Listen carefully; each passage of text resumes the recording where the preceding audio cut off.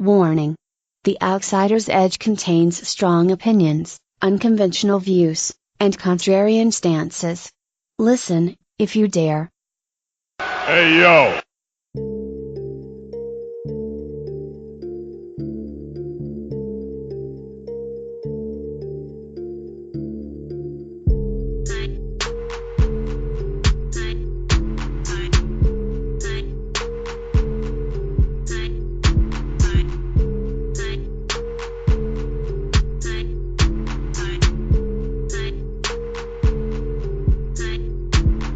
Everybody, I'd like to welcome you to the Outsider's Edge. It's your boy Rance, aka Ray Cash, and like always, I'm with my partner in crime, my amigo, Mr. Karl Irvin. What's going on, Karl? How you doing, bro? Oh, not much, man. Doing good. We got quite a bit to talk about. Looking forward to it. Like a bunch of stuff kind of came across all in the last couple of days, Man. just like nothing. So, you know how we do it. We got to tackle it. It's the topic show. It's a weird week, though, isn't it? I mean, maybe. I say it's a weird week because first and foremost, the WWE news is weird because they're in UK. That's always a weird week because, you know, the news cycle isn't on the same timeline. On top of that, the biggest news of the week wasn't anything WWE related. It was All In. That's true. Yeah. So it's a really, I'm not saying weird bad. It's not the normal news cycle, stuff happening week you would think. Well, it's kind of like everything that was going on in the UK.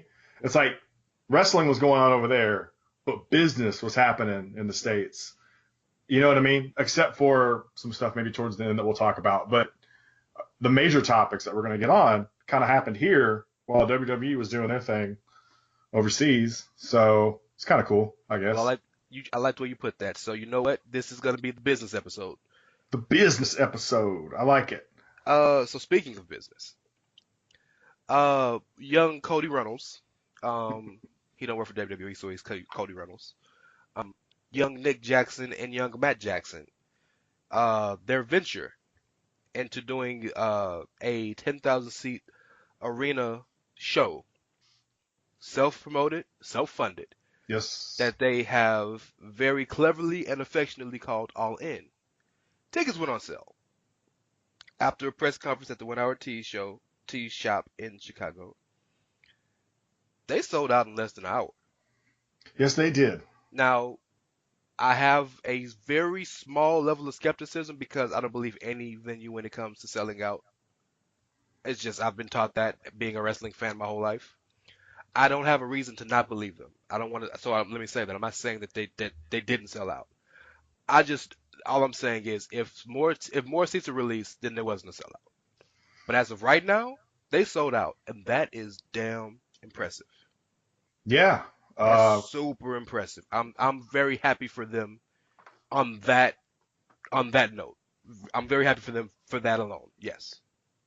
Yeah, I mean, hats off to them. You know, if everything is to be believed, and I don't, like you said, don't really have a reason to think not. No. They did it, and congratulations to them because I think it's a good thing to know that there are.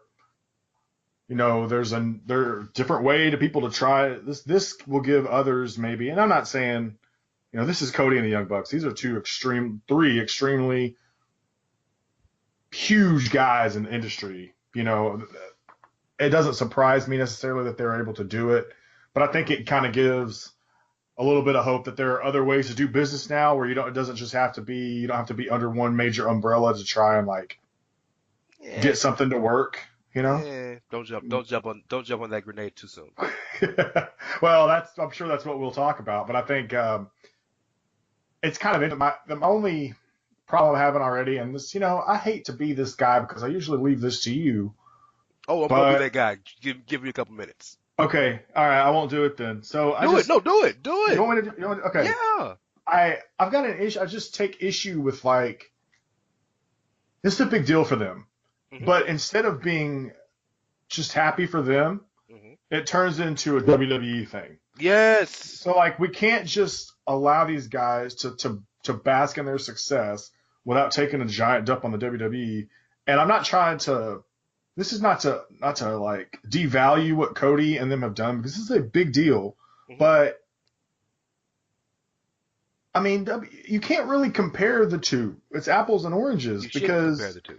Even if because you can or you can't, yeah, you shouldn't. well, I mean, even if you can, but you can't, Yeah. because WWE's biggest shows, WrestleMania and the like, are going to sell way more than 10,000. They did 100,000 2 years ago. I mean, and I'm Come not, on. but that, once again, I'm not trying to devalue what WWE or what these guys did. It's a major accomplishment because it's three Tremendous. guys doing it on their own, Yes. with their own money. And that's my problem. I feel like we do them a disservice by trying to turn this into a WWE versus Cody Rhodes or WWE whatever. You know what I mean? Let me Like, ask you this. Do you yeah, think that they did any job of egging that on? to some degree. I think, okay, I'll say this. The press conference Mhm. where there was the whole like anti-WWE theme going on, I guess. I don't know if that was the fans or if it was Well, okay. So specific guys. hold on. First and foremost, let me explain that to you so you can articulate your opinion factually. Yeah. The show started, and the lady who was hired to run the press conference made Vince jokes, saying things like, "Well, I know Vince isn't watching because he doesn't know how to run the internet," and stuff like that. Ah, And okay. then the crowd started chanting. I don't know if it was directly after that or a little bit after that, but it's towards the beginning of the show. Started chanting "fuck Vince." Okay. Yeah. So I don't know. I mean, like, I don't know that necessarily, like,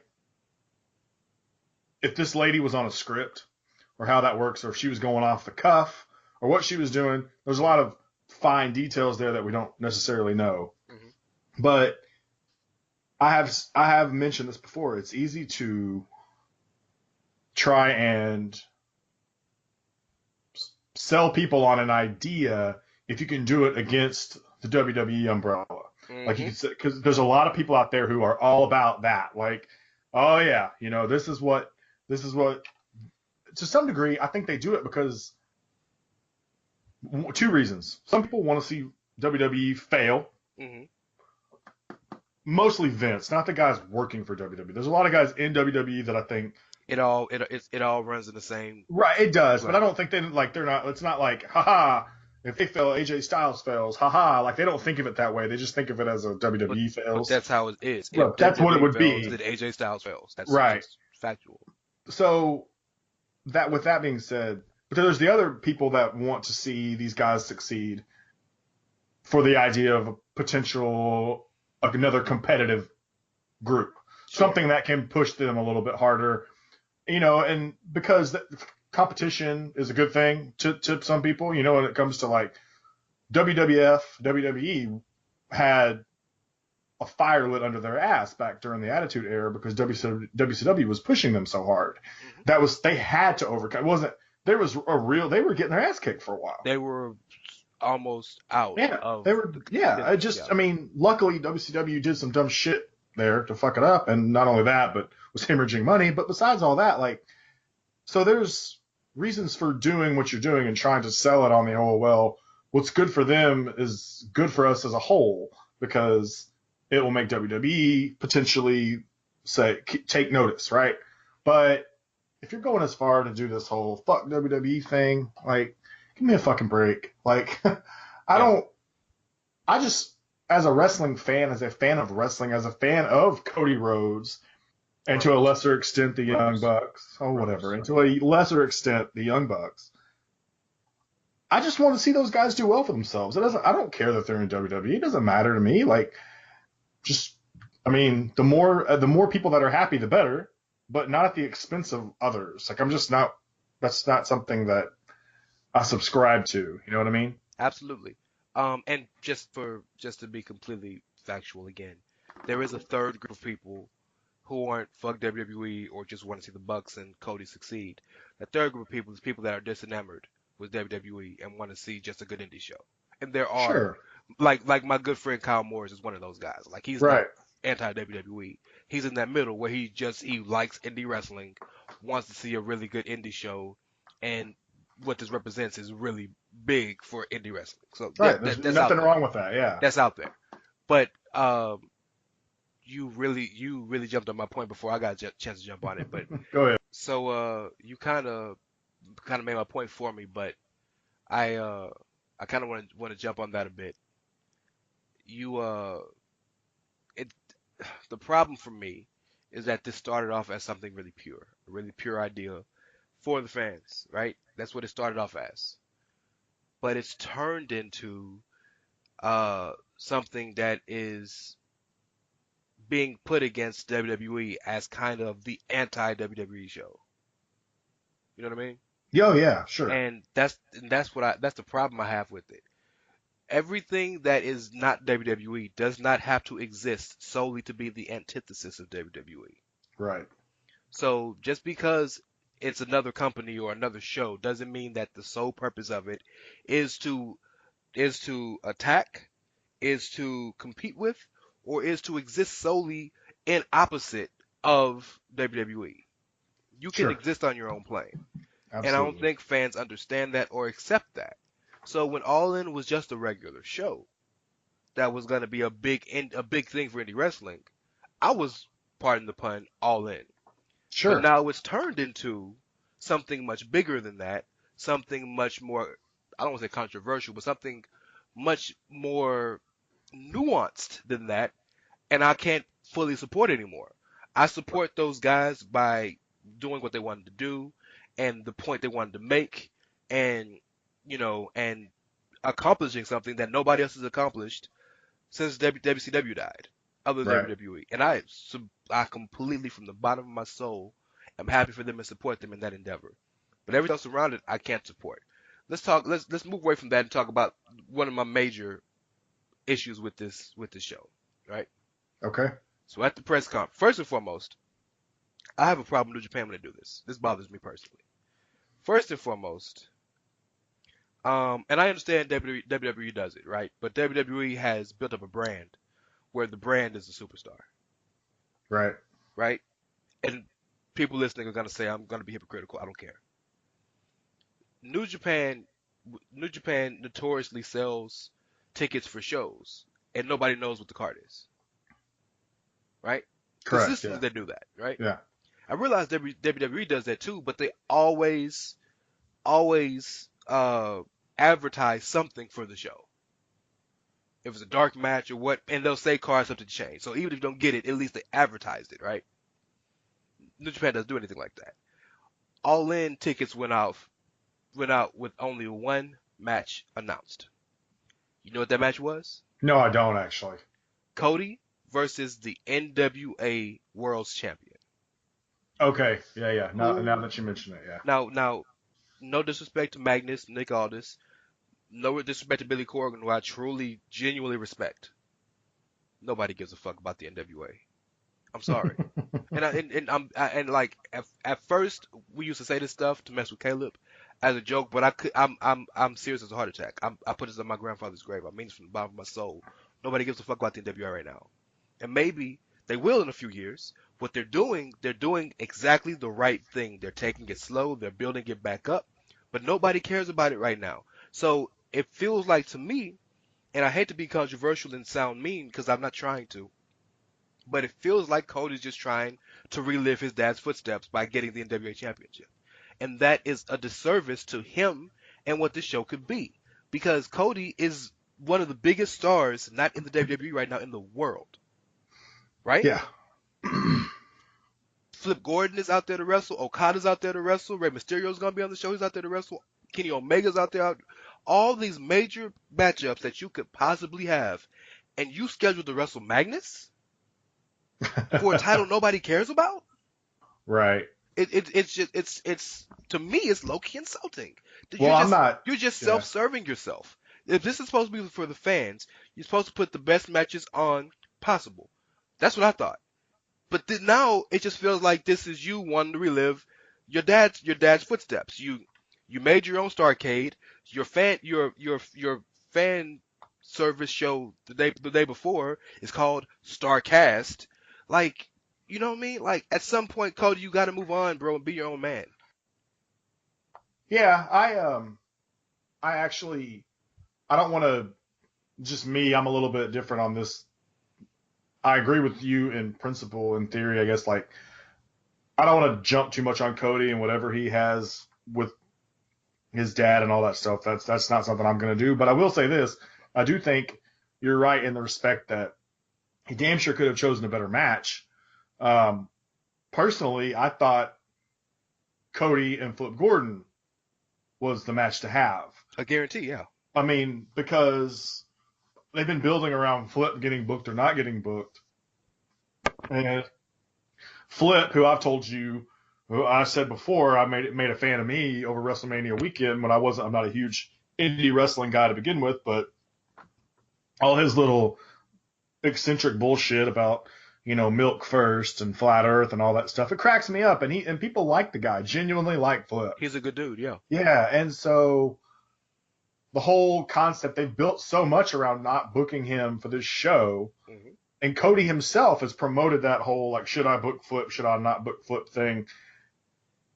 And it just felt like that was the right match. And even if it wasn't, with all the animosity that has been going on in the Bullet Club in terms of kayfabe, Mm-hmm. you feel like if you weren't going to go that route, you would go that route. You might drop down to that at least. But you're kind of going down to the NWA World's Heavyweight Championship, the 10 pounds of gold, whatever the fuck. So it is weird. And you might be onto something and I think you probably are onto something with him and his dad. And if that's what he wants to do, that's what he wants. Far be it for me to tell someone what they should do when it comes to with their family and whatever. But I get your point. Don't say it's for the fans. Right? Don't say it's for the fans. I get your point with that, and I think if they are going to build this card and they're doing it this way, it's a disappointment in terms of what Cody will be doing.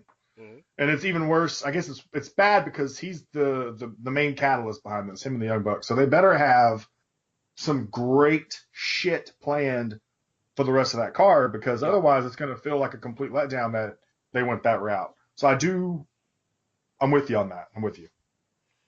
And I realize that sounds a bit mean-spirited, and it's not. I don't mean to sound that, and far be it for me to ever tell a man that he shouldn't honor his father the way he wants to honor his father. I'm not trying to say that. What I'm trying to say is Cody is a tremendous wrestler. Yeah. More importantly, Cody has shown himself to be a tremendous character, and more than that, a tremendous businessman. Right. I feel personally that he's doing a disservice by trying to relive what his father did instead of doing what he would want to do. And those two might line up. They have for the majority of what he's done since he left WWE. But then you run into situations like this where you could really give the fans the best show possible, but you booked yourself against a guy who I guarantee you the majority of the wrestling world doesn't even know still wrestles. You know what I mean? Yeah. Yeah. Sure. And this is no diss to Nick Aldis because he's good, right? Right. But if I wouldn't have mentioned to you that he was the NWA champion, would you know he was the NWA champion? Probably not. I will say, like, if they're just trying to play to the crowd they're going to have, like, I don't know. Maybe the crowd that they're going to have is more in tune with that stuff than I am. So that's the bigger problem. And by the way, before I say that, I think the NWA and Billy Corgan and Dave Lagana absolutely should have the title on the show. I just don't think Cody should be wrestling for it. Okay. But the bigger problem is this. I hate the duality of things, right? Like you know me better than anybody. I'm extremely consistent. This is in life. This is in politics. This is in entertainment in the world. I'm consistent. Either you're gonna do it all the same and you accept everything the same, or you don't. I just don't understand the difference. It just doesn't. It just bothers me. So the same indie, diehard IWC fans, smarks, who hate on WWE fans for supporting them regardless, are the same ones who, if Cody booked O.J. Simpson versus Bill Cosby, would cheer it because it's on All In on that show, and that annoys the fuck out of me. Because it's okay. It's open season. It's okay to criticize everything WWE does. But anytime you criticize anything else, no. I criticize the fact that Naito should have been world champ and Okada has held the belt for 2 years, and everybody tells me, just give it time. Right? But Sure. AJ Styles and Nakamura have very clearly been building to a crescendo at Money in the Bank. I'm sick of that. I'm tired of that. Y'all wrestle too much. 3 times, 4 times now, as of last night. It just doesn't make sense. Be consistent. Right. Yeah, you nothing. Okay, nothing to say. Good. All right. No, I mean you're right. I don't disagree with you. There's not much. I mean, this is something where you and I have definitely like gone around about, and it always kind of comes back to that because it's like a systemic issue that just has never gone away, no matter across whatever show, whatever company tries to go. I'm not saying they're trying to go toe to toe, but whichever company is trying to make a push, this is kind of how it goes. You know what I mean? So I agree with you. It's hard for me to say. I don't have much to say. As our old buddy Caleb might say, I don't have much to add. I will say something positive though. Yeah. The only way I can get behind the Cody NWA deal is if some kind of way Flip wins the NWA championship, and that's his way in to All In. Like Because beforehand. It was announced, yeah, beforehand, because it was announced that the NWA title will be defended. They never said Nick Aldis's name in particular. So with that being said, and I think that's a good. I'm glad that you said it. Mhm. I didn't mean to cut you off, but like that gives us the opportunity to be consistent how we are with WWE and see if that'll play out, right? Because we've got till September. Oh no, So, I'm willing to see. Yeah, So we can. but Right that doesn't now, mean we it can't be say, criticized now. No, we can give it some hell, but for sure, on the record, I agree with that. That would be great, actually. That would be very well done if they did something like that. So we'll just have to see. But So- it's really hard when you're not the established juggernaut that WWE is Right, to sell tickets to a show that big and there's no card. right. It's hard, and forgive me for saying it. They'd have to do it quickly. Yeah, and I don't think I'm a WWE bot, as some people would say, for saying that. I don't think. Maybe I am. Right. I don't think that's WWE centric. It's no different than saying that NFL when the NFL season tickets get sold, you don't know who the quarterback gonna be in your team. You don't know who the starter's gonna be, but you still go buy the tickets. Sure. But it might be different if you were to go try to buy tickets to the AFL. You might want to know who's playing. Absolutely. I Right? mean, this is a perfect example because, like, if you consider, I know we're going a little bit long on this topic, but this is a good example because if you consider, for instance, minor league baseball, right? So a lot of guys in the MLBs get injured, whatever. They go down to the minors for a little while. Mhm. And if in the same analogy you want to say that these indie guys are minor leagues, and I understand that it will ruffle some feathers, It's truth though. but for instance, I've gone to a couple minor league games. I went when Yasiel Puig got demoted down from the Dodgers. He went to go play for the Oklahoma City Dodgers. I was Okay. living in Oklahoma City at the time. So I wanted to go see Yasiel Puig play because he was going to be doing his stint in Oklahoma City because that's where he was playing for. I wouldn't go watch them otherwise unless I was just bored. Like, I ain't got nothing else to do, so I'm going to go pay $10 and go watch Oklahoma City Dodgers play a minor league baseball game. But with Yasiel Puig being there, it's like, okay, now, so because you, like you said, you know who's going to be there. You're going there knowing you know what's going to be presented to you. And in this case, like you said, we don't know. So it's a good point. It's a real good point. I'm glad you brought it up. It's a good. And there are diehard wrestling fans who will watch any wrestling that's Sure. And let's make this let's say this out loud. There's a difference between saying I'll watch any wrestling and paying to watch any wrestling. Right. That's And this really is the only my question is because the tickets are sold, right? So we know they've sold the house. Yes. Supposedly, right? We Yes. assume. But surely they're not just leaving, they're not just wanting this to be, okay, the 10,000 people who bought this are the only ones who get to see it. I would imagine they're wanting other people to have access to this, I would whether it disagree be, with that. huh? I would disagree with that. Well, see, if that's the case, then I guess it doesn't matter what the card is because they got their 10,000 tickets, right? But if they want other people to see it, then, I mean, why wouldn't you want that? It's more revenue stream if you could get someone to pick it up, right? Well, that's a good point. But so let me retort. I would lose tremendous respect for these guys if after all this time, year and a half of planning, after all this time, now you decide to say we're going to sell, we're going to put it on pay-per-view or iPay-per-view or video on demand or whatever. Or because the whole point about this was they had the opportunity to sell pay-per-view at the beginning. They didn't want to because they wanted to keep it self-funded and prove that they could do it. Right. They had offers for sponsorships. They didn't want to do it because they wanted to keep it self-funded and make it a special thing. So if you do that now, you're just doing it for the money. Right. Well, that's If that's fair. the case, you could have been did it for the money, Yeah. right? You could have had the money in your pocket before you sold the tickets. Well, I know that, but it kind of hurts the argument of like, well, hard to sell tickets if you don't have a card because they did it without the card. You know what I mean? So unless, No, you're absolutely right. You're absolutely right. So yes, I concede that point. You're right that it's irrelevant that they've sold the tickets now.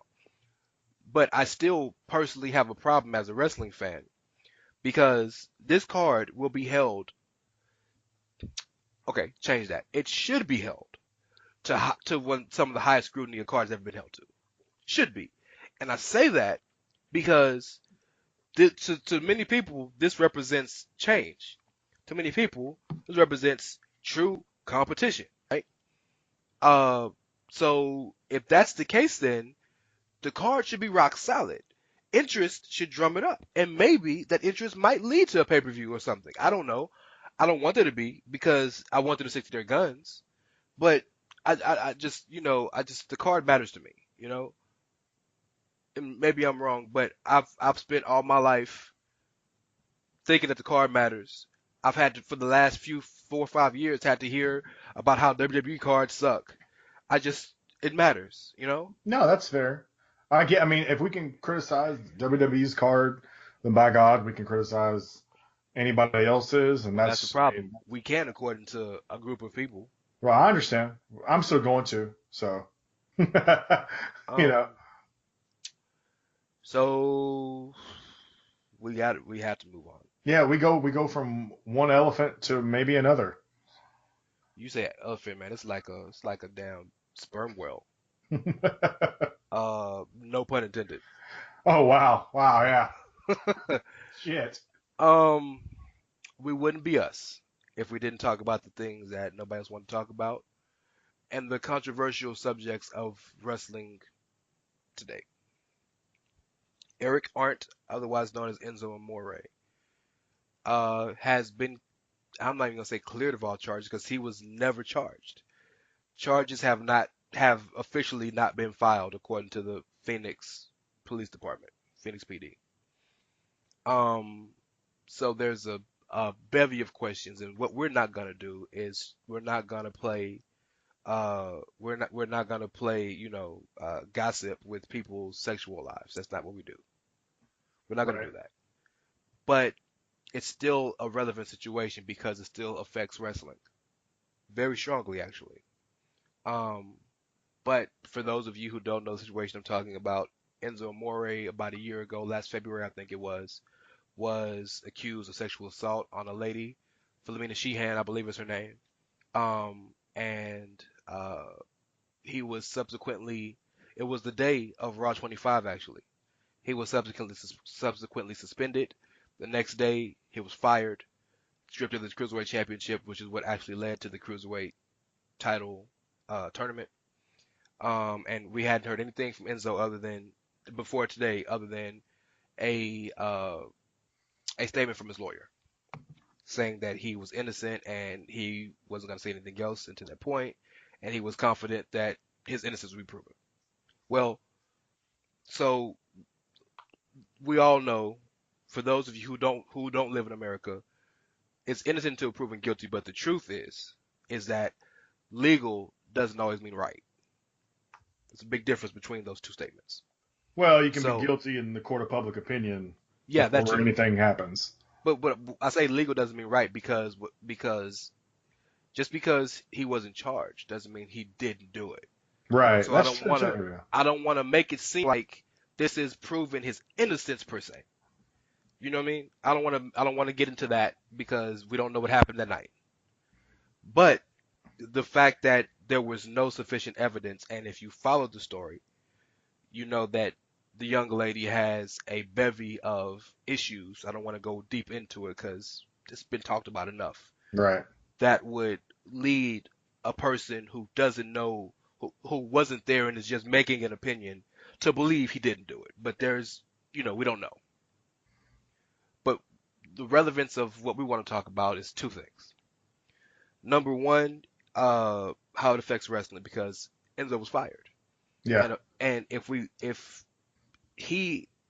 so the reason that we were given that he was fired is because uh, we were told that he knew about it months ahead and didn't tell WWE. And when they found out, they were blindsided and they fired him for not telling them. Right. He might have been able to save his job had he told them. He comes out in his statement today through his lawyer saying that he found out the same day we all found out. Okay. I don't know what's true. Right. Right? But if we assume that that's true or just to have that conversation, then he was actually fired for no reason. Sure. Right? At least no, and you pointed out to me before the show, which is something I knew I just wasn't thinking about, that anybody has the right to be terminated. Right. Well, going on that, because I want to say one thing before you continue, because Yeah. I don't want to sit here and defend anybody, because this whole situation is it's very touchy, and I know we don't like to back down on stuff. So I'm just going to say this: lawyers, in his statement, the lawyer said this, that, and the other. Said Enzo found out. When we found out, we also have to remember, to be fair, Mhm. his lawyer is working for Enzo, so he is, I won't say obligated, but he's obligated to work for his client in this regard. So he is going to say things to try and, very rarely do you see lawyers come out and say, Psh, my client lied and he's full of shit and he's guilty and blah, blah, blah, blah, blah. Obviously, He's getting paid to do a job. So, and like you said, we don't know the truth. So that is another thing in a whole case that's been shrouded in mystery, really, like what really happened. It's just another thing to kind of add on to that. And what you were saying is, I kind of wanted to piggyback on, because they're independent contractors, employment at will, like an employer can pretty much get rid of you for anything.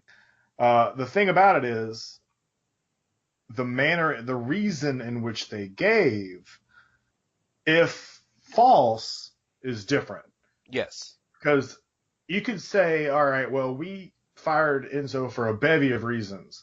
I mean, he was, whatever about him in the locker room and all that stuff. If that's a reason they want to give, that's fine. But they didn't give that as a reason. He did not have a good reputation, yes. So that's, if they were looking for, they didn't have to look for a reason to fire him, because they can fire him regardless. They let people go all the time, Yeah, but the problem falls in that if you're going to fire him for stuff that had nothing to do with the sexual assault case, then they could have been fired him. But he was the active champion. Right, yeah, I know. But I mean, that's the thing. Like, if they were so desperate to get rid of him, he wouldn't. This is why I'm not sure that they were. Because if they were so desperate to get rid of him, he wouldn't have been the champ.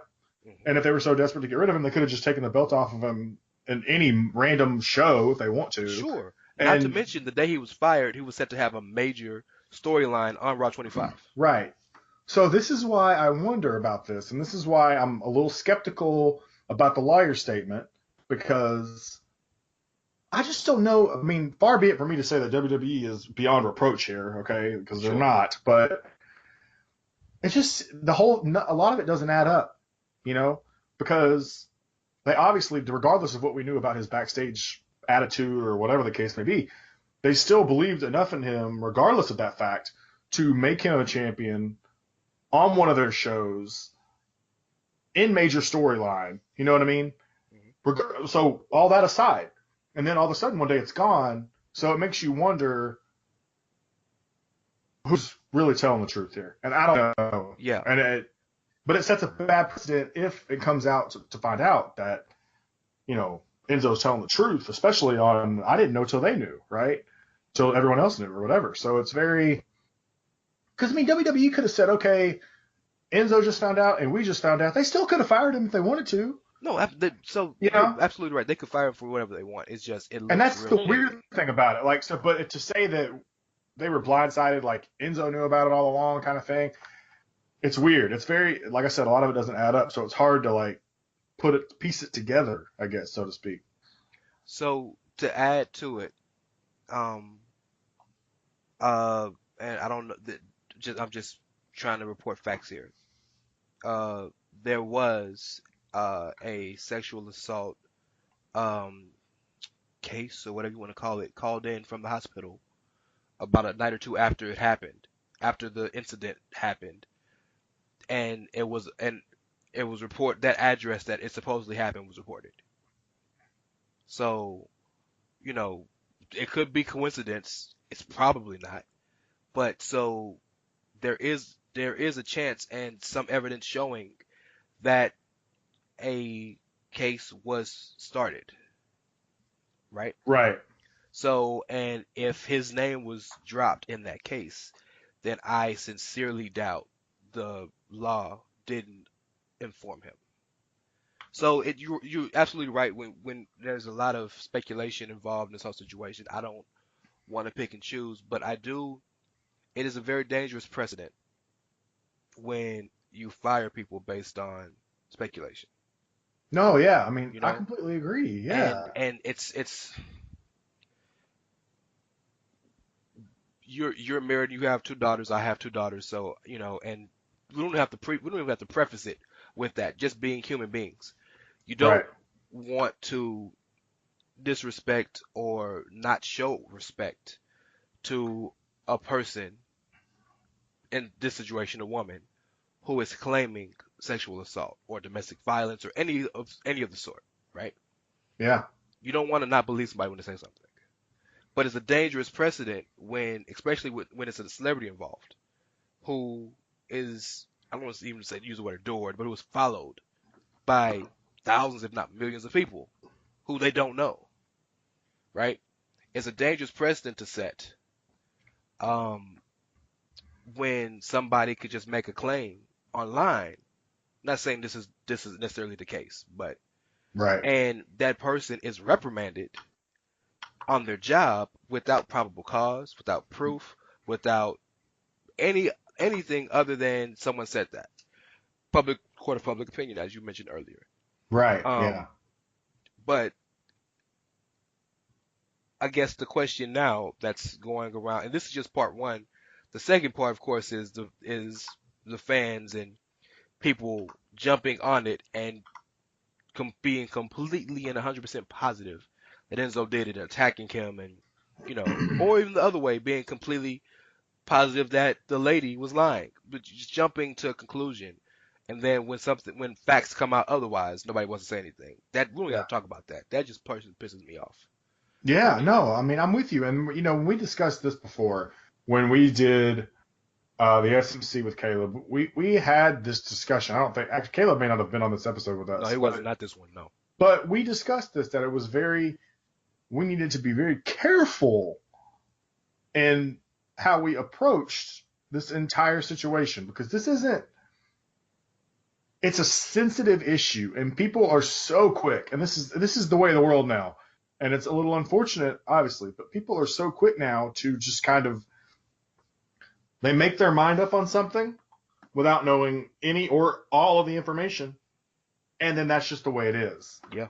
And it's one thing to do it when it comes to wrestling, which is the crux of what this podcast is about. When you and I would talk about wrestling, and we give the fans a hard time, and you know what I mean, about, y'all speaking absolutes about Roman Reigns is shitty, this and that and the other, right? Yeah. And that's just a fact. It's one thing when we do that, okay? And we can goof and we can give them a hard time. We can get serious, whatever, about that kind of thing. And that's one thing. But this is completely different. It affects people's lives. Yeah. Yeah, we're talking about livelihoods of human beings here. We're not talking about a scripted storyline. So we discussed this, that we have to be very careful when we talk about these issues, because even if we feel a certain way about something in our own minds, we do know there's two ways about all this stuff. There's two parties involved here. This isn't, okay, well, she said this, so this is fact, or he said this, so this is fact. Like, I like Enzo Amore, the wrestler, so I'm going to defend him regardless. Or, sure, I hate Enzo Amore, so I'm going to just go ahead and just come out there and trash him because this has to be true.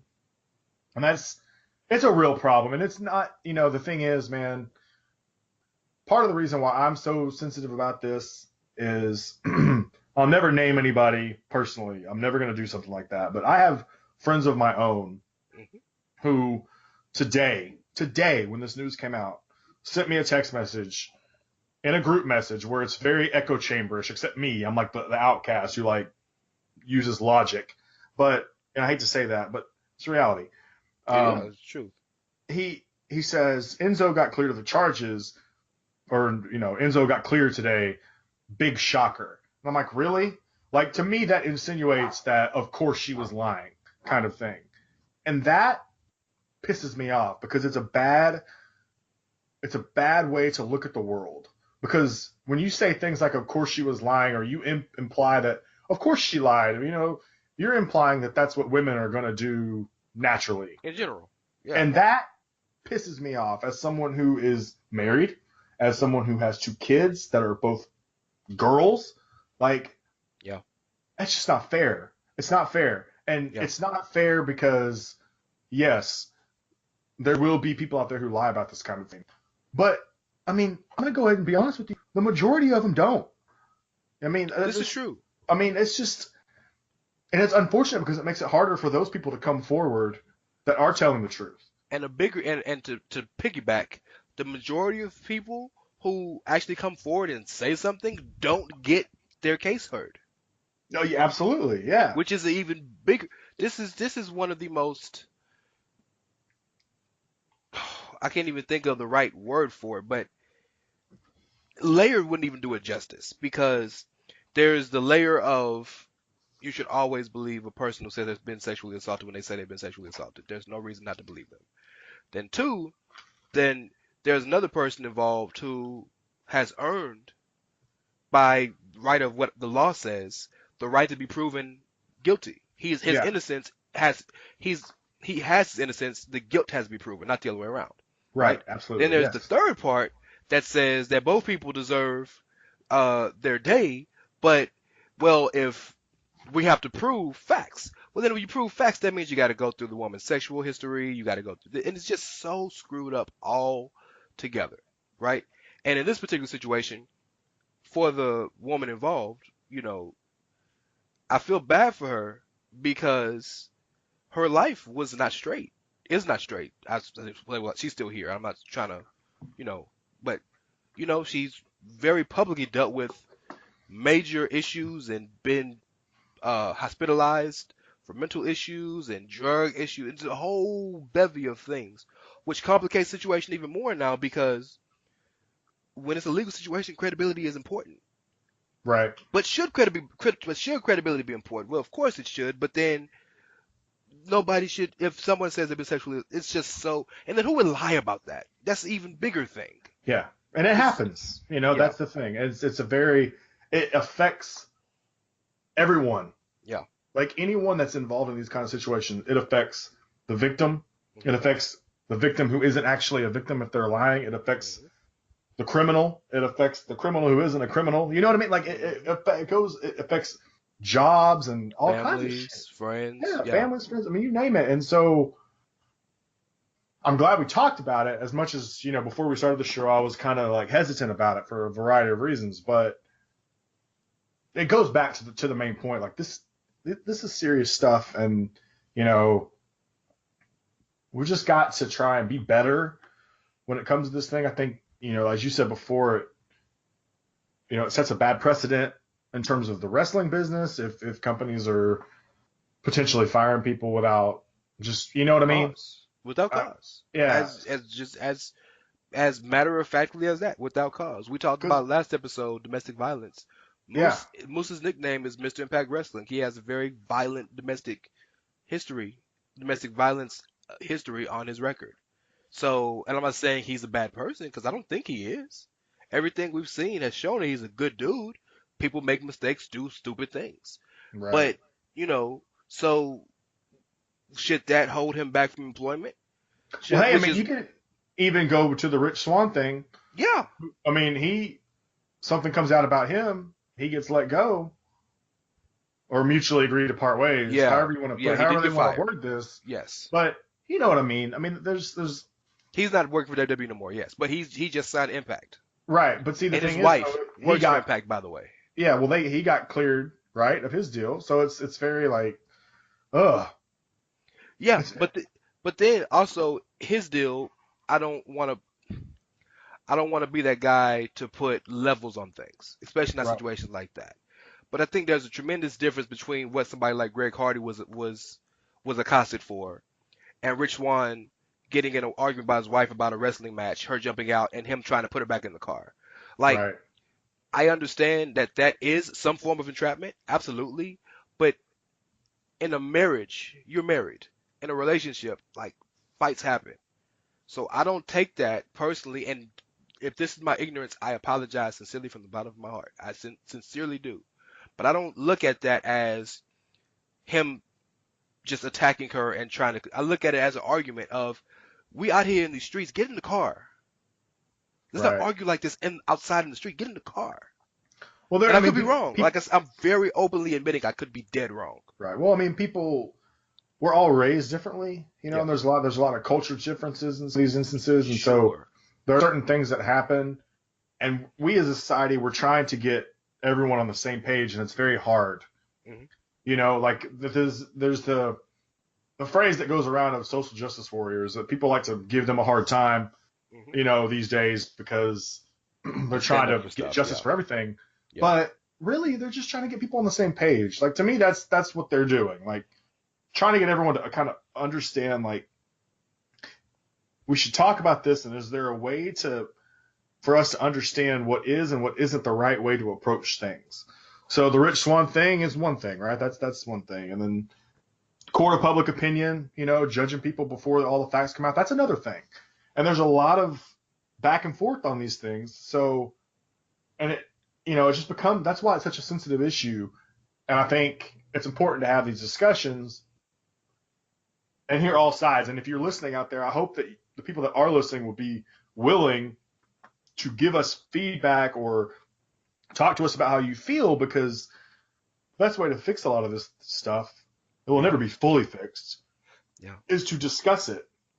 Yeah. Honestly. Help us learn. If we're something we're saying that you don't feel is appropriate or right, talk to us. We're not the kind of people who are dead set on how we are and this is the way it's going to be. Very Nor open. are we saying anything maliciously. Exactly. So I would hope that, as we move on from this here, I would just hope that people that are listening understand that, we want to listen. If you feel like we've said something that doesn't fit your worldview, let's talk about it. I'm always down to talk about stuff. So Well, anyway, that's all I'm going to say about that, at least. last question before I move on from Enzo. Yeah. Would you be offended or upset if he started wrestling again for another company, even WWE? Would I be offended or upset if he wrestled for another company? Or even WWE, just wrestled again in general? I Because by all accounts, he's not gonna wrestle anymore. Which I can kind of understand because I'm sure he has a bad taste in his mouth by the industry. Yeah. I don't know. I mean, if I'm a second chance person, but some things are tough. I don't know that I would be offended. I mean, if it's not WWE, if he went to like Impact or whatever, I mean, they signed Moose, and people seem to be cool with Moose these days. Mm-hmm. So second chances are granted in this life. Mm-hmm. I think it would take time. I don't immediately. I would be a little off put probably. I think just jump on it because it's clear, jump on it. Like to me, that's a little off putting sometimes. Just to try and get a quick buck. That's what it feels like sometimes. Like, oh, he's cleared now and he's available, so and he's still in the headline, so let's sweep him in. But especially with WWE, it would take time, I think. But for other companies, I mean, Rich Swann signed, and it doesn't bother me that much. Just do what you got to do, I guess. But Yeah, but everybody's different. I'm sure there's people out there who take. I know my for example, I had an argument years ago. I'm a Baltimore Ravens fan, and the Ray Rice situation happened. And right, of course, I didn't stick up for him and what he did, but I did try to say that while he should while he should be punished by every account of the law, and whatever comes to him because of that is what he's earned, we shouldn't think that he's just a serial abuser, because if you look at every metric of what he's gone through in his life, he's been a tremendously stand-up citizen. And for right, all we know, he could have been beating the hell out of her, but we don't know that, right? sure, And so my sister, of course, she had a hard line stance on it. But then it was flipped when I talked about Solange beating up Jay-Z, and she was like, "But that's no big deal."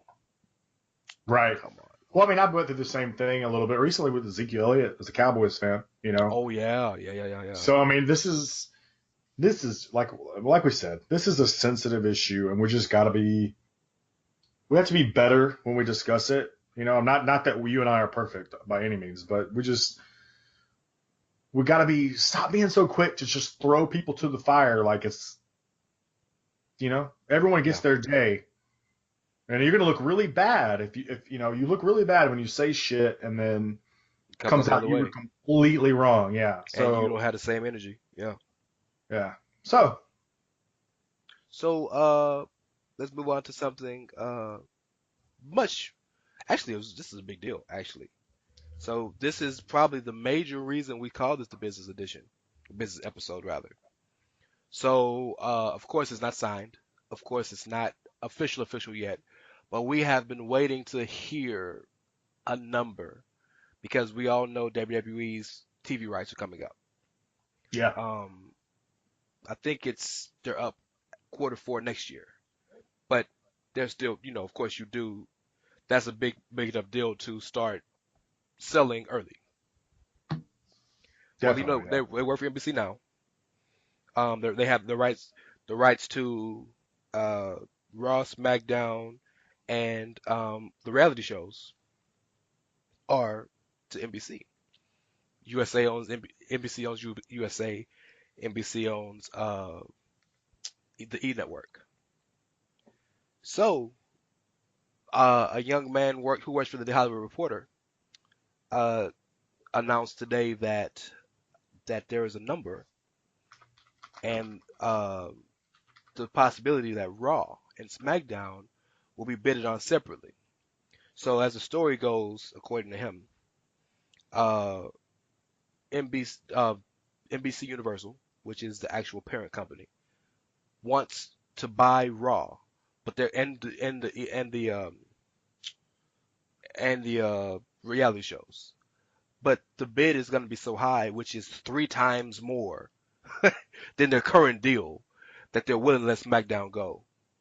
So first and foremost, that's essentially almost $500 million just for Raw and total Bellas or total Divas. So first and foremost, all y'all complaining that WWE sucks, they got $500 million for one show. Okay, so I'm just saying, like, get it out your head. Creatively good doesn't necessarily mean creative and successful are two different things, right? Sure. You can say you don't like the product of what they're putting out, but that doesn't mean the company sucks. Well, liking the product is completely subjective. Yes. So, I mean, that's, you might hate it and I might love it. And if more people love it than hate it, just because you can yell about it on the internet doesn't mean that you're the one cutting the checks. So, And they getting some fat checks. they And on are. top of that, so the cool thing about them being willing and probably not going to bid on SmackDown is now SmackDown can essentially possibly go to another network. Fox, for example, wants to deal with them, or they could take a chance and stream it and really jump in full board into the streaming world with one of their major shows. Because if they're making 500 million from Raw, SmackDown, they could put SmackDown on the network, they could put SmackDown on ESPN Plus, they could put SmackDown on Facebook, on Amazon Prime. There's a million things they could do on YouTube. There's a million things they could do with SmackDown now and kind of take chances with it, if you will. But if you remember on this exact show weeks ago, I told you I had a theory. And my theory was that WWE stacked SmackDown the way it did because if Fox got the deal, they would be put on SmackDown would be put on Fox Sports 1. Nobody Right. watches that channel. So they were trying to build the brand up and give it brand recognition to where people would go follow it because they want to see Daniel Bryan or AJ Styles or Shinsuke Nakamura or whatever it is, right? Well, that's very true and exactly the same. It's just as true as if they were to go to Facebook or to the network, Sure. Yeah. right? So imagine if you send them on the network, put them on the network, just hypothetically speaking, and you raise the price. You're not gonna pay extra $5 to see SmackDown every week? Yeah. I mean, if you want to see Daniel Bryan, right? If you want to see your boys, yeah, Business. What you thinking, man? You're the business. Well, you're a finance major, but you're the business guy. sure. Well, I think first of all, because the number is supposedly so huge, that yeah, it kind of leaves SmackDown open to a ton of possibilities. Oh, 'Cause- real quick, one more thing, real quick. Yeah. If there was any question what the A show is, Raw got $500 million. Yeah, for sure. wanted to I say mean, no, I'm with you, and that's the thing. And don't expect Raw to change the way they do things. Well, why would they when they made $500 million? That's what I'm saying. Like they're not going to change the way they do things. They're going to be on the same network. They're getting more money, so that whatever they're doing must be working. So don't expect big changes. So if you're an anti-Raw guy, you're probably going to stay that way. I'm just being factual. Like, 'cause I don't foresee them taking their chances with Raw when they can use SmackDown as that show. And like you said, they got a stacked roster on SmackDown. You can do a lot of shit. With all that money, you're making 3 times what you're making now. And that was with both shows before. So you have, like you said, you can do so much more now with SmackDown, and it doesn't hurt your bottom line. They're able to basically say, okay, SmackDown, we're going to put the WWE title on Big Cass, and everybody will throw a damn fit, but ain't going to matter. By the They're way, making even more money than they were before. for those of y'all that think Vince ain't a genius, why do you think the Mixed Match Challenge came on after SmackDown? You asking me? Just in general. Sure, but you answer that question. Well, It's I figured rhetorical, to but- experiment, But not only to experiment, think of the day. Tuesday night. When SmackDown comes on Tuesday. Yeah. Getting people used to watching wrestling on Facebook on Tuesday. Right. He was ahead of the game. He was already testing us. There's a way to. That is a way to do it. I'm not saying that. If the right company decides to pick up SmackDown Live and offers them a good buku, a good bucket of change, then they might say, okay, well, fuck Facebook. And I don't know that. Facebook. right. I don't know if Facebook offers them money or whatever, but It's not about Facebook in general. It's just about the fact it's open that bidding. On he, SmackDown, but it's the fact that he was so ahead of the curve that he put another show just to test streaming, just to see what people would think of it. But he put it in the same situation that he might actually sell the show to be on for that night. Right. So he's so ahead. And I'm not gonna just put it on Vince. George Barrios, Michelle Wilson, and Triple H got a big part of this too. But look, the proof's in the money. But yeah, please continue. Well, no, you're right, because they've got it's not just Vince, it's a group of people. They've got the people who run these companies typically have smart people running them. Typically. Maybe not at Enron, who knows no longer with us, but you know what I'm saying? I'm just saying. Yeah. You want to get your best guys around you to come up with the ideas. It's not like we like to say Vince is a genius, and Vince is a genius for a lot of different ways. He's a But wrestling genius. that doesn't mean that Vince literally sat around and was like, you know what? I know exactly what's going to happen. So do this, do this, do this, do this. No, I mean, you don't think if you're not a genius if you don't listen to other people's ideas either. Absolutely. So there's a good chance that this is a collective effort. I would be almost 100% certain that it was, and it's paying dividends now. Like who knows what the actual number comes out to be on this? But the fact that they're getting so much money that even gives them the option to just say, fuck, Smackdown, open bidding. Who wants it? I mean, it doesn't even, like, not that Smackdown doesn't matter, but it doesn't matter because they can just basically do whatever the hell they want with it at this point. Can you Which imagine? is probably going to piss a lot of people off. It does. Well, but because there's a bunch of people that don't want WWE to succeed. There's a bunch of people that can't equate the fact that they don't like what they're seeing on TV with the fact that WWE is the most profitable it's ever been by a large margin. So there's a people out there too. All the people out there. But can you imagine? I hope Road Dogg gets a big raise. With all this extra money that's coming in. He said it, not me. No, I'm just saying. Can you imagine turning on Fox on Tuesday, like network TV Fox? Yeah. At 7 o'clock and SmackDown's on. Boy, there's gonna be some pissy people about that. Well, not so much about the fact that it's there, just the fact that it's like how wrong they were and whatever they think WWE is doing wrong that somehow continues to keep working. And because wrestling isn't for us smarty pants. I mean, it is, but it's not like. Wrestling's Someone sees something we don't, Something sees something that these people aren't seeing. I don't know who those people are. This is what it is. Wrestling's for everybody, right? Sure. At the end of the day, any company has to cater to the people who are spending money on their product.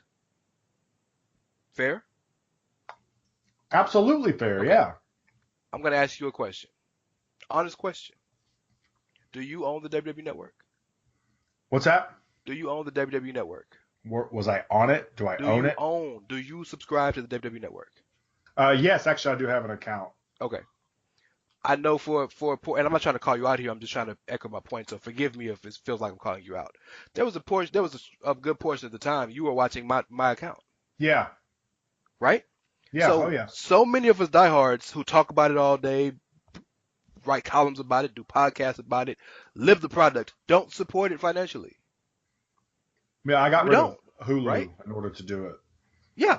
Yeah. And again, for the record, I don't care. That's fine with me. But it just echoes the point. There is a huge contingent of people that are paying for this. Why cater to the people who are just loudest? No, I agree. And that's why you'll never hear me be the kind of person to do that. Because for a long time, that's, I don't expect them to do anything if I'm not spending a bunch of money. Now, I'll say this. For a long time, I didn't have the network, but I did buy a lot of merch and stuff, so there are other ways I go about supporting the product. But yeah, you're absolutely right. I mean, I don't expect anybody to cater to me because if I'm not the one giving them all my hard-earned money, then fucking do whatever you want. If I don't like it, well, it's not like I was paying them any money to begin with. So what do they care? I mean, money talks. That's just reality, Well, it just goes to show you that, people live in their own bubble, so to speak, when it comes to things. Like I know fans and even prominent writers and podcasters, right? Wrestling personalities who truly in their soul don't understand and can't fathom the fact that people like Roman Reigns. Right. Or people who, in the same vein, prominent wrestling personalities who don't understand why people can enjoy Jinder Mahal. Just don't understand. And that they're in their own bubble, and this financial statement or proof has just shown that bubble's a lot bigger than you thought it was. Yeah. Well, the bubble doesn't mean anything to them.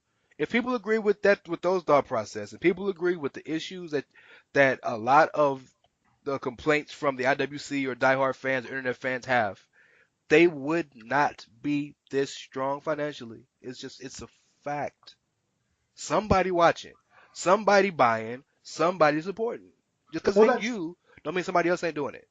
yeah. No, I mean, here's the thing: the people that do that, that do the whole okay, we can't accept Ginger, we can't accept Roman, whatever. And I'm not trying to get on those two guys, No, but no, no. like, I don't want to talk about that. But yeah. But what I'm saying is, what they like to do is point to the ratings.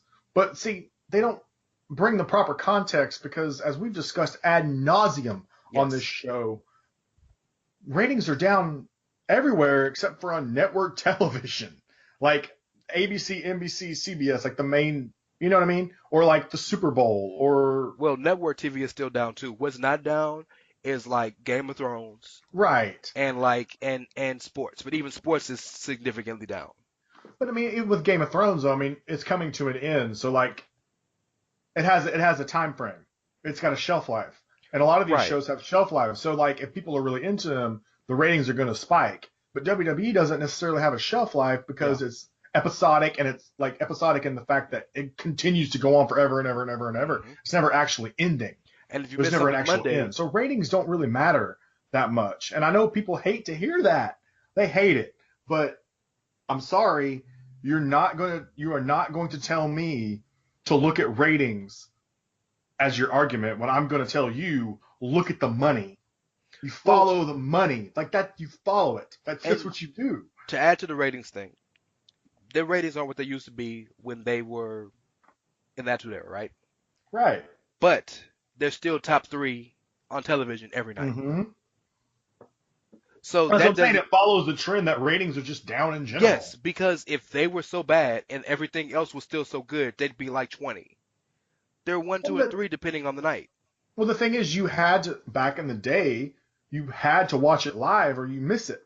Yeah, that's not the Like case no more. now you don't have to do that.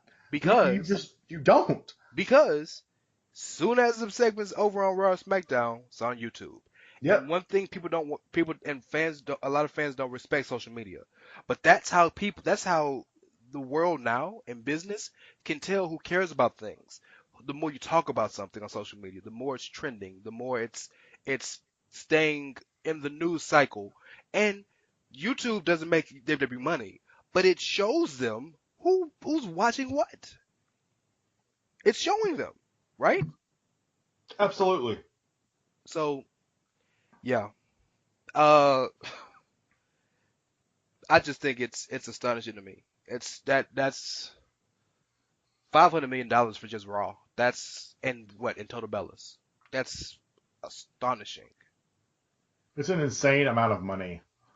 for one show. And you wonder why Vince McMahon's like, fuck it, let's bring the XFL back. You know, like he can because he can. And if it fails, it won't matter again. No, Like it won't. yeah, it's all out his money. Yeah. And for the record, I know people saw that the WWE was involved in some kind of way. They were only involved because of some type of they cut some type of deal with XFL between XFL and WWE with like advertising or something like that, or um, they own some type of namesake or copyright, something like that. But it's not Right. like WWE is throwing money into it as a company. The shareholders Sure. wouldn't allow that. But yeah, so we only have one more thing to talk about on the list, and that is the wonderful marquee matchup between one Ronda Rousey and Nia Jax. I want you to take over because you texted me about this the second it happened. Because what? You texted me about it the second it came about. Yeah, I did. I told you. Well, because once again, it's another separation, right? Yes. Ronda Rousey's the biggest star in the WWE as far as I'm concerned. Yeah. Biggest name. And you may not like that fact. Whoever's listening, you may not like that fact, but I mean, it's reality. And she is going to be getting a title opportunity against Nia Jax at Money in the Bank. And there's a lot of speculation as to whether or not WWE should be pushing her to the title this quickly. So first of all, before I say anything, Yes. we don't fucking know if she's going to win the title or not. No, we don't. So, what's that? No, we don't. You're right. She may very well win, but it may not mean she wins the championship. Um, and that's what gets on my nerves about some of this stuff is like people that are just like, should they be pushing her to the title this quickly? Well, first of all, they haven't pushed her to the fucking title yet. When she's wearing the title, we can talk. But right now, she's not wearing the title. So let's not talk about that. Let's just talk about her getting the match, right? And I'll say this. It concerns me a little, but I understand why. It concerns me because as a fan, as much as I like Ronda, and this is where I go back, this is why I'm able to separate. Mm-hmm. So I like Ronda. I'm a fan of Ronda Rousey. And she's been impressive. She did a live event. I don't know if you've seen the footage or not. It was today, yeah. Today, yeah. And she looked really good, and she looked really good at WrestleMania. Yeah. So she looks like she has it figured out in terms of that part of it. So good for her. I think what's going to put people off, if it puts people off, is going to be the lack of, it's that whole like lack of, she hasn't earned it, so to speak, right? Which I kind of disagree with, but I can understand where they're coming from because as wrestling fans, especially when you're in that, what people call smart fans or whatever, they want to see things get there. They don't want to see people just immediately with the rocket, which once again, we'll go there. That's also another thing we could touch on where when it fits their narrative, they don't want that. They want people to get the rocket when it's who they want it to get. But if it's not who they want it to get, then they want them to take forever. Yeah, absolutely. But it is. I would like to see how they. Which is why I don't think Ronda's going to win the title, by the way, because I want to see how they get to where they're going with her, because they haven't done just a ton. They did, obviously, when she got signed and they did all the stuff with Stephen Trips. That was a pretty big deal. Mm-hmm. But since then, it's kind of been her friendship with Natty. Which is essentially a big deal, too. Yeah, and she's coming in and she's done her thing. And then you kind of move to Nia. So I would have definitely liked to see her interactions with some other people. But the thing is, I get it because she's the baddest woman on the planet. Like, we really going to stick her in the ring with some of these people? I mean, yeah. Ronda has been portrayed as a badass. She went in ring with Triple H and whooped up on his ass. Yeah. Okay. She has whooped up on everyone she's gotten in the ring with to this point. So I get it. I mean, I don't. As long as she doesn't Brock Lesnar us, it doesn't bother me that much in the grand scheme. Yeah. So that's kind of where I'm at with this. I can see both. I really can see both sides to this. I don't want to just like dismiss people's concerns, but I would say not to get your feathers ruffled, so to speak, because the match hadn't even happened yet. There's a lot of things they could do with this. Yeah. So, and she doesn't have to go in there and win every match she's in, by the way. I mean, if a lot of people recall when Kurt Angle first got into the business, before he signed, one of his big deals, the reason why he didn't get immediately signed before he did was because he couldn't understand why he would lose. And then when he finally figured it out, like, oh, yeah, it's wrestling, right? Like, everyone has to lose at some point. So whatever they do with Ronda, like, she doesn't have to. I'm not saying Nia's going to pin her 1, 2, 3 in the ring, but she doesn't. I mean, it doesn't. The whole win-loss thing, like, just because she's Ronda doesn't necessarily mean that she's going to win the title. So let's chill on that once again. I think people are scared of the part-time thing, even though she's not signed as a part-timer. I think people are scared of that because of the precedent that's been set with Brock over the last few years. I think that's kind of the trepidation with most people, and people just not wanting to see, someone that hasn't been in the wrestling business come in and hog all the glory. But it doesn't bother me that much. So you jumped into it like way deeper than I wanted you to. I wanted you to kind of introduce the subject, and then we talk about it. But you just let me run with it. You said I did. Yeah, and okay, that's fine. For people who don't know the situation, at the NBC Upfronts, which is essentially an advertising meeting for NBC, WWE was there. Steph, Triple H, Charlotte, and Ronda and Nia were there, and they're being interviewed. And Nia walks up to Ronda and says, "Hey, so you know, you think you could be this?" She holds up the championship, and Ronda's like, "What do you mean?" She was like, "I'm challenging you to a match." And Ronda's like, Right. "No, no, no, we can't do that. I don't deserve that. There's plenty of people other than me who deserve that shot." She's like, "Okay, it's cool, but I'm challenging you." In the background, Charlotte's like, "Take it, do it, do it," and Ronda's like, "Okay." So first and foremost, I wanted you to bring that up because I wanted to dispel this notion that WWE nor Ronda are very aware of the fact that she's not deserving of the shot, which is a lot of what I imagine fans would. One of the first things fans who are against this would complain. Well, why is she getting the shot when such and such deserves it? Right. Well, they've acknowledged that, right? She's acknowledged it. She's acknowledged in every interview, even outside of WWE. I don't want to be pushed this heavy. I want to take my time. I want to pay my dues. So there's that. Okay. Number two, there's the fact that this is the perfect time to have this match at Money in the Bank because Money in the Bank is the show where four women from the brand are gonna be in a ladder match. So and probably your four best women essentially who are the champs. So right now, what is it? And Ember and Alexa are in Charlotte. it. I'm talking about from Raw alone, but Charlotte's in Oh, it too. from But Raw. from Raw, Ember and Alexa are in it, and I'm pretty sure Sasha Bailey, and Ruby, two of those three will be in it as well. Right. That's the best woman on the brand. So now you gotta have somebody to fight.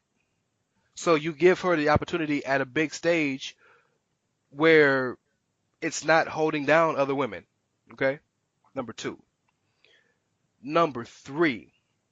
You talked about uh the fear of her being Brock. Well, she's shown that she's not because she's been at every show except for two, right? And three, I give her I give her this Monday because she was working for the company. The company sent her somewhere else. I give her that, right? Right. Last week she had something she had already signed and she had to do Shark Week. That was something that was already set up, right? But and then she missed like one episode of Raw before WrestleMania. But when she said she's gonna be there every week, she's been there every week. Yeah.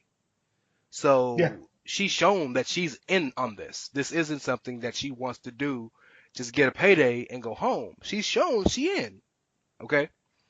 And number four, most importantly, this isn't just some random match. This is a storyline that could be involved in this because Natalia, who's been a heel for the better part of 2 years, just turned face out of nowhere because Yeah. because her friend is Ronda Rousey, right? Absolutely. Yeah. And if one thing we know about Natty that's been established the past couple years, Natty ain't about shit, right? So how perfect would it be for Natty to kind of help Ronda win the title, to turn on her and get a title shot? It would Yeah. just make sense if Right. Ronda is to win, right? But if you're Nia and your whole story arc has been about having confidence in yourself, why wouldn't you challenge the best? Sure. Yeah. No, I'm with you on that. I mean, and you know what? At least it's not Alexa Bliss, who everyone's been so ready to get out of the title picture forever. Oh, it's including yourself. Yeah. Yeah. Absolutely. I will say this. This is just fantasy booking 101, just real quick. Like the idea of Natty getting into the ladder match, um, with Ronda being in the title match. And I know you would hate all this because you don't like Natty, but No, but it's a story, so I'm with it.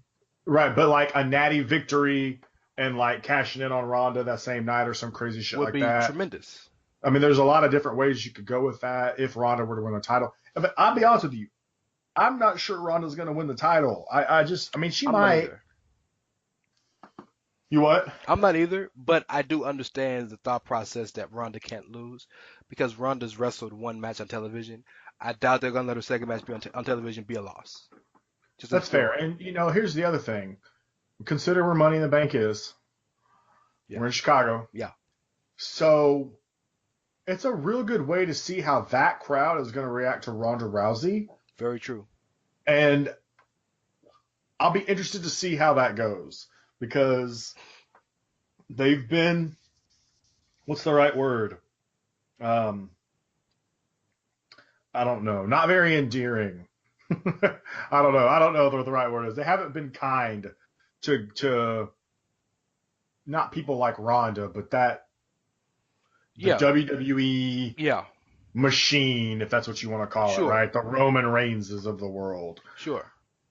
So if They're a they very perceive Ronda Italy-centric, as diehard that, crowd. Yeah, yeah, if they perceive Ronda as that, then I don't know. But so far, everywhere Ronda's gone, she's gotten a great reaction. everywhere. So this could be another one of those, like, let's see what happens. Like, we're trying to stir it up, kind of like what they did with CM Punk and John Cena 7 years ago at Money in the Bank. They played off that crowd. They played off of that whole idea. So it'd be interesting to see. And I'm looking forward to, I don't know how good the match is going to be. Ronda looks great, and Nia's gotten better. But I Well, don't know how they will mesh. But I'm sure it'll be fine. that's not my concern because I believe in Ronda enough that they'll find a way to make it look good, right? Yeah, My concern is the build sure. Well, because they got 5 weeks, 4 weeks now, I guess. but that's the problem because Ronda isn't a compelling talker. Naya's Yeah, a decent talker, but there's no beef here.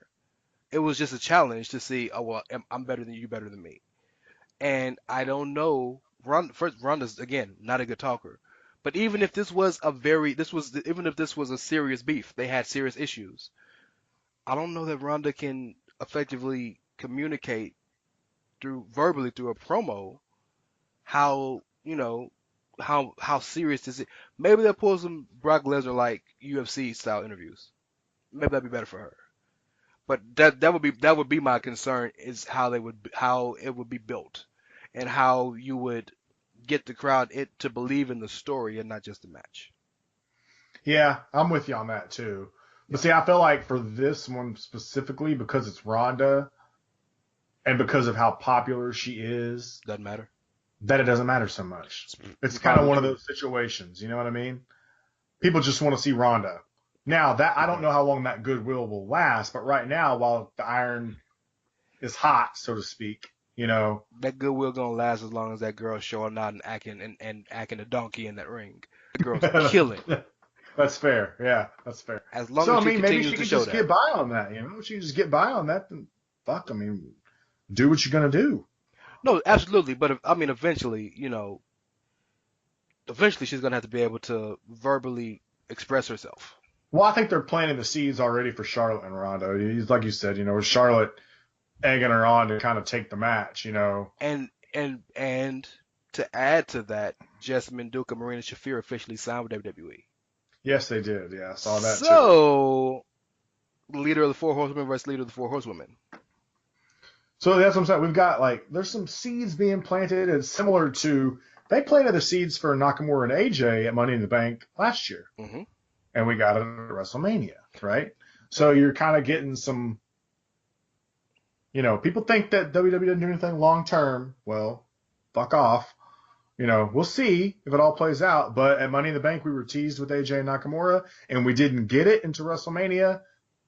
But you can't tell me that wasn't the plan. You know what I mean? Hmm. So once again, as we always like to say, let it play out. Let's see how it goes. There's a bigger picture than just the immediate Ronda versus Nia match. So Yeah. And matches are conduits for other matches. right. Um, was there anything else you want to talk about before we get out here?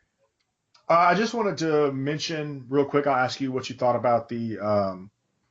Just end on a lighter note here. What do you think about the Andrade Cien Almas debut? So, I'm glad you asked. I don't particularly. I believe that the UK deserves shows, a lot of shows actually, because they have a great crowd. But Yeah, I'm never interested in those shows on those Raws or Smackdowns, particularly because they're taped, and it's hard for me to get into something that I'm usually watching live when it's taped. I don't have the right. same excitement for the show, especially considering how I'm a terrible person that reads spoilers. I can't help it. It's an addiction of mine. But two things got me excited this week. on Raw and SmackDown. Three things. Number one, the B team is amazing. Yeah, yeah. The B team is amazing. The fact that the crowd chanted the 18 theme song for them is amazing. Number two, Roman spear and gender through that wall. Amazing. And number Yes. three, Andrade Cien Almas debuting on SmackDown. I feel like the temperature has risen for that brand because that dude is so good and their act is so amazing and so great. Like Andrade is amazing, and yeah, it was a bit of a letdown that he wrestled a jobber after the build-up. But again, I'm all about acknowledgement. They acknowledged that. Yes. Zelina came Zelina. out and said, after all this is who you give us, Yeah. which makes me think that this is part of something bigger. Yeah, and that's the thing. Like, this is why I saw a few people, not to name names, I won't name names, but that were pissed before even seeing they had read a spoiler that he beat a jobber. Mm-hmm. And I guess they didn't read the spoiler, or it wasn't spoiled that Zelina cut a promo post-match because they were already shitting on it. Mm-hmm. All this build-up and then a jobber. But, of course, you got to watch the damn show. Zelina gets on the mic and says, "This is pathetic, like all this, and this is what we get." So obviously they're going somewhere with this. Like, he's too good, and they're too good as a package to not. Like, you can't expect. I just don't see him beating on jobbers for 3 months. You know what I mean? I don't. Oh God, no. And there's still yeah. one spot open left in the Money in the Bank ladder match for SmackDown. Yes, there is. You're right.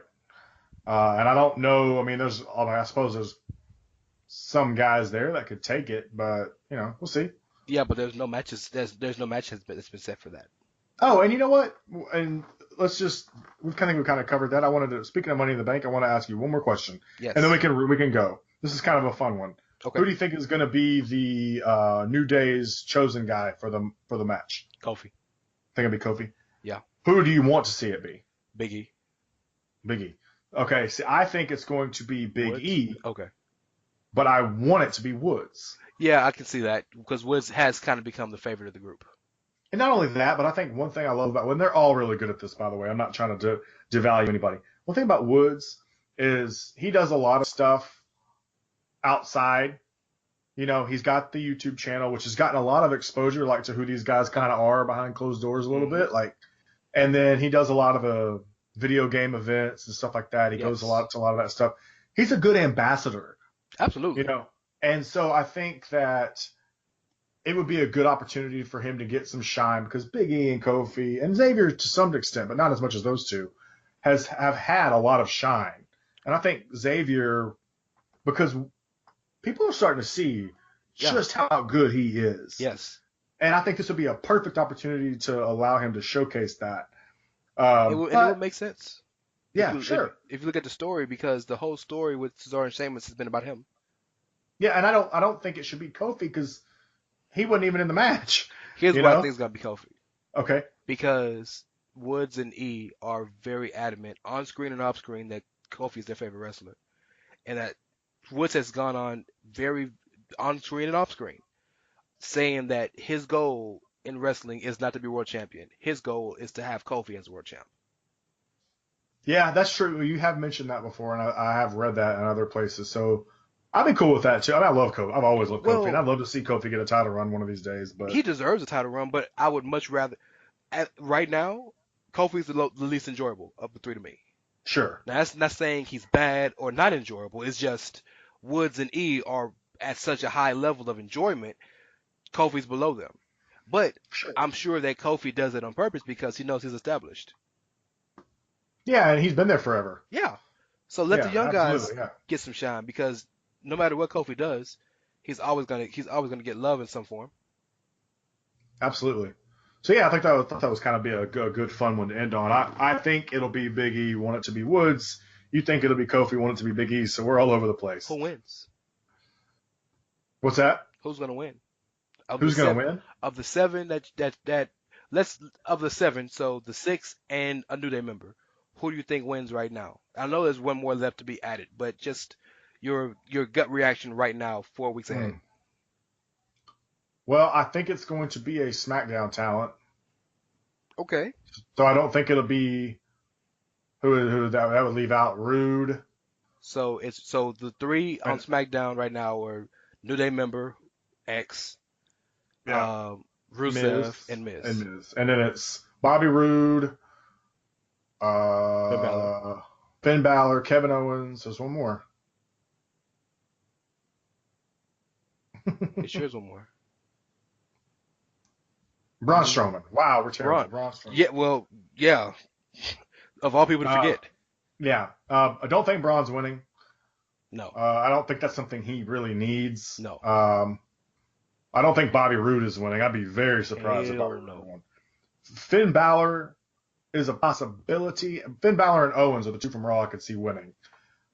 But you know what? I don't see Kevin Owens winning just because he's still due a Universal title rematch, damn it. Oh, god damn it. All right, thanks for listening, guys. And so is Finn, for that matter. So you know what?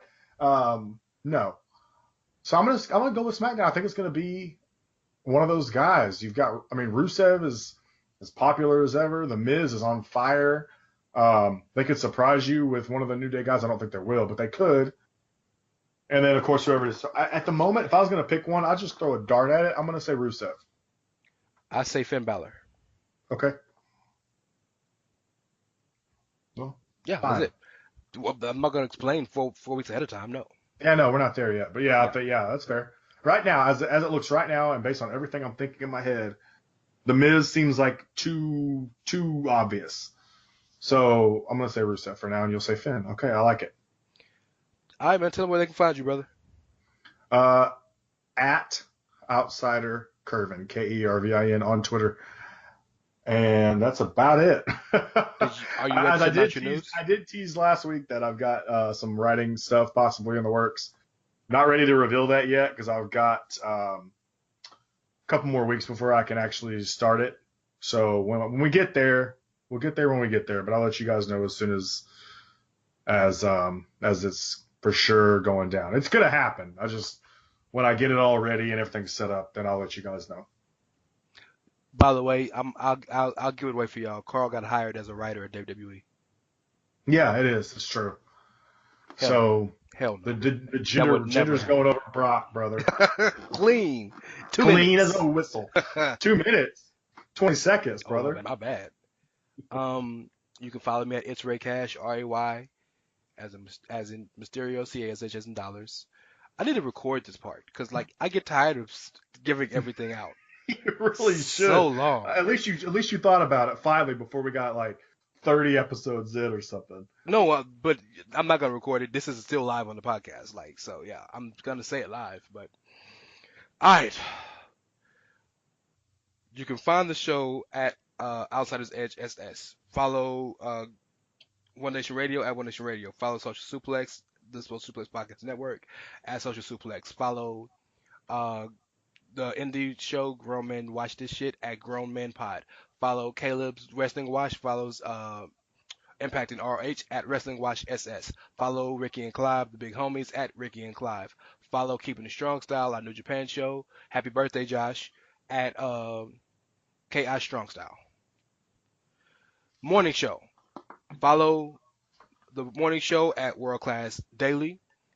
Follow Jordan, my teammate and partner at World Class Radio at Fox the Podcaster. We have, we're sponsored by by World Class Revolution Pro Wrestling, formerly known as Imperial Wrestling Revolution. We officially, I don't know if I can say that yet, but we got some big news for that too, coming out. On top of that, I write for thechairshot.com. Just had a column come out, which is basically criticizing Dave Meltzer and the news cycle about how the news very good read, by the way. Thank you. God.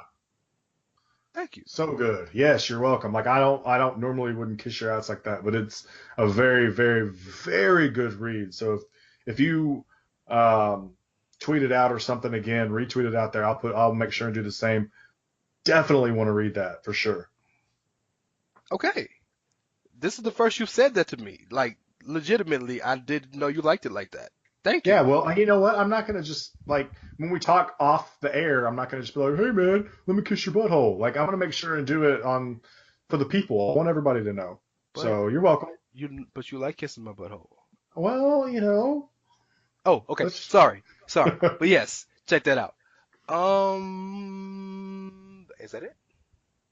I think you covered most of it. It's exhausting. I got a lot of hats on right now, y'all. Just record this as soon as we stop tonight. Go back and record your blah blah blah blah, and then you know. But I can't do that. The people want to hear me talk. Well, they're gonna hear you. It's just gonna be the same thing they hear every time. I'm not gonna rob the people of the truth. But no, guys, Okay. thank you for listening. We appreciate you As guys always. tuning in as always. Carl, let him end the show. Yeah, thanks for listening, guys. We appreciate the all the listens and the downloads, and they're growing. It's growing, so that's what we're striving for. So that means we're doing something right. And if we aren't, let us know. We're glad, like I said before earlier when we were talking, we're always glad to talk about it. So once again, thanks for listening, guys, and have a great night.